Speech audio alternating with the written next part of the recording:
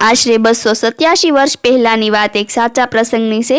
ક્ષત્રિય કુળમાં જન્મેલા પણ સંત આત્મા જન્મેલા। બાપુને અહંકાર નહોતો। બાપુ સાક્ષાત ઈશ્વરનો અંશ મનાય છે। બાપુનો એક જ મંત્ર, ગાયોની સેવા અને ભૂખ્યાને રોટલો, જે આજે પણ નિરંતર ચાલુ છે। બાપુએ અસંખ્ય પરચા આપ્યા છે, પરંતુ આ પ્રસંગ દિલમાં કોતરાઈ જાય તેવો છે અને કાળજા પીગળાવતો આ પ્રસંગ વાંચીને બાપુ પ્રત્યેની શ્રદ્ધા વધુ દ્રઢ બને છે। વાત જાણે એમ છે કે પોતાની ગાયોને લઈને ગીરની લીલીછમ હરિયાળીને ચારતા ચારતા પાછા પોતાને ઠેકાણે આવે છે। જેમ માતા પોતાના બાળકને સાચવે, તેમ બાપુ તેના પરિચરમાં ગાયોની સાકરી કરતા હતા।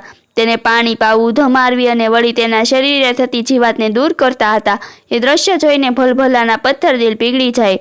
આ સમય દ્રશ્ય ઈશ્વર જોઈ રહ્યો હતો, ત્યાં તો અચાનક બાવળની ગાળીમાંથી "ઓ બાપુ, ઓ માં" કાળજા ચીરનારો દીકરીનો અવાજ આ નિરાધારોના તારણહારના કાને અથડાયો। અવાજ સાંભળતા જ આ સંત મહાપુરુષની તમામ ઇન્દ્રિયોએ બાજુ વળી અને બાપ દીકરીને ભલકારો એવા ઊંચા અવાજે બાપુ બોલ્યા, "બાપ, દીકરી બેટા, ક્યાં છે તું? ભૂલી પડી ગયેલી?" ગાય જેમ વાછરડાને શોધે તેમ બાપુ આ દીકરીને બાવળની ગાળીઓમાં શોધવા લાગ્યા। બાપુના ઉઘાડા પગ અને ભાટ પણ પડી ગયેલા।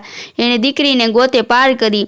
બાવળ નીચે બેઠેલી 16-17 વર્ષની જગદંબા જેવી દીકરીના હાલ બેહાલ હતા। માથા ઉપર ઉંદરી નામનો રોગ થયેલો હતો। માથા પર જીવાત અને પરુના ખદબદિયા બોલતા હતા। એ સમયે આ રોગનો કોઈ ઈલાજ નહોતો। 16-17 વર્ષની આ પટેલની જગદંબા જેવી દીકરીના આવા હાલ જોઈને બાપુનું હૃદય કકળી ગયું અને પૂછ્યું, "બેટા, શું થયું છે?" "બાપુ, આઘા રહેજો, આ ચેપી રોગ છે, તમને લાગશે." "હા બાપુ, જો કોઈ કાળિયો કૂતરો ચાટે તો મટે, પણ બાપુ, આમાં કોઈ કૂતરોય મોઢું નાખતો નથી."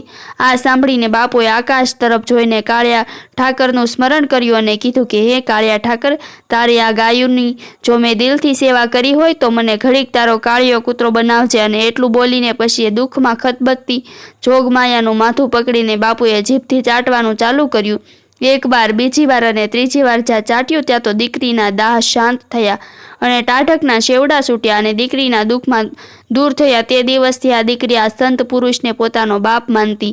વખત જતાં આ દીકરીના ટૂંકા માથા પર નવા વાળના કોટા ફૂટે છે અને જાણે આ દીકરી સાક્ષાત અંબા બની હોય તેમ તેના રૂપ ઉઘડ્યા છે। આમ આવા અસંખ્ય લોક સેવા હેતુસર બાપુએ પરચા પૂર્યા છે અને આજે પણ અમરેલીના ચલાલા ગામે બાપુના બેસણા છે। આજે પણ શ્રદ્ધા રાખીને જે આવે તેને આજે પણ બાપુ સહાય કરે છે।